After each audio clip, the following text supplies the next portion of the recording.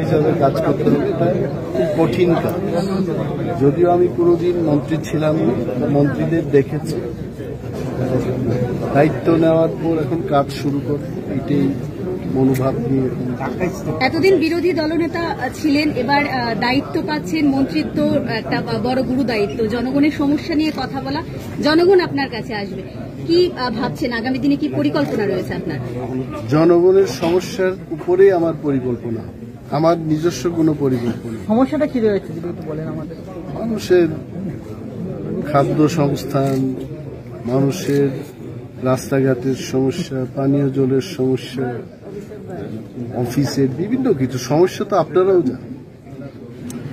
Sir, আজকের দিনে দাঁড়িয়ে আপনি কিছুদিন পূর্বে অ্যাসেম্বলিতে দাঁড়িয়ে যে বাজেট পেশ করা হয়েছিল তার বিরোধিতা করেছিলেন, আজকের দিনে দাঁড়িয়ে সেই বাজেট নিয়ে কি বলবেন? এইগুলো তো এখানে প্রশ্ন করার ব্যাপার, যে এখনো আমি যা যা আমার বক্তব্য ছিল এটা ক্যাবিনেটে বলবো কি আছে।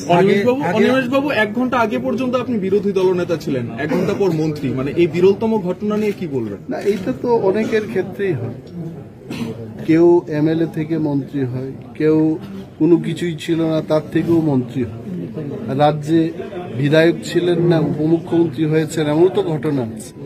এটা নতুন কোনো ঘটনা, এটা রাজনেতাদের ক্ষেত্রে এটা হবেই, এটা মেনে নিতে হবে। মন্ত্রিসভায় বসে তিপ্রাল্যান্ডের দাবি করবেন? এটা আমাদের দাবি, এই দাবিটা চলতে থাকবে, কিন্তু একদিনে এটা সম্ভব না। মহারাজাও বলেছে দল সিদ্ধান্ত নেবে, আমরা তো দলের সৈনিক, দল যা বলবে আমরা সেই কাজ করব, সরকার যা বলবে মন্ত্রী তা করবে। বিষয় আর দ্বিতীয়বারের মতো শপথ নিলেন আজকের দিনে দাঁড়িয়ে, আগে আপনি বিধায়ক ছিলেন, আজকে মন্ত্রী হলে প্রথম অনুভূতিটা কি রয়েছে এবং আগামী দিনের পরিকল্পনা? এটা একদম নর্মাল পরিকল্পনা কি রয়েছে আগামী দিনে?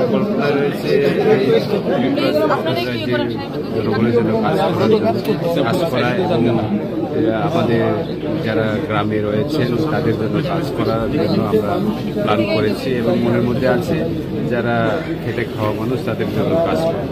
দপ্তর নিয়ে কোনো প্রত্যাশা রয়েছে কি? না, আমাকে তো এখানে প্রতিমন্ত্রী করা হয়েছে, এখনো দপ্তরের কোনো কথা বলি। কোনো প্রত্যাশা যে মানে কোনো আশা যে আমার এটা চাই? আপনার বিধানসভা কেন্দ্রে কি সমস্যা কি রয়েছে? সমস্যা তো শুধু আমার বিধানসভা কেন্দ্রে নয়, সারা ত্রিপুরাতেই সমস্যা কোনো না কোনোভাবে লেগেই থাকে, ওইগুলিকে সমাধান করার জন্য আপ্রাণ চেষ্টা করব। বিশেষত কি সমস্যা রয়েছে? বিশেষত এখন পানীয় জল মোটামুটি হয়ে গেছে প্রায় 80%, আরো 20% বাকি রয়েছে, ওইগুলো কাজ করব। গ্রেটার ত্রিপুরার দাবি কি থাকছে আপনাদের? গ্রেটার ত্রিপুরাল্যান্ড আমাদের এটা পলিটিক্যাল দাবি, সেটা যতদিন পর্যন্ত পূরণ না হয় এটা থাকবেই। এটাকে আদৌ কি বিজেপি পূরণ করবে আপনারা কি ভাবছেন? এটা পূরণ হবে কি না, এটা ইতিহাসের অনেকগুলি সাক্ষী আছে। রাম মন্দির 500 বছর পরে হয়েছে, আমরাও চেষ্টা রাখবো যাতে আমাদের গ্রেটার ত্রিপুরাল্যান্ড হয়। এটা কোনো জাতি এবং ধর্মের বিরুদ্ধে নয়, এটা আমরা বরাবর বলে থাকি।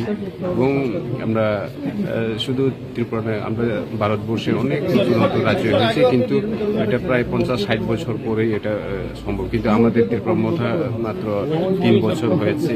ত্রিপুরা রাজ্যে 3 বছরে কি করবে, যতটুকু করে যেটা মহারাজ আছে বলেই আমরা করতে পেরেছি।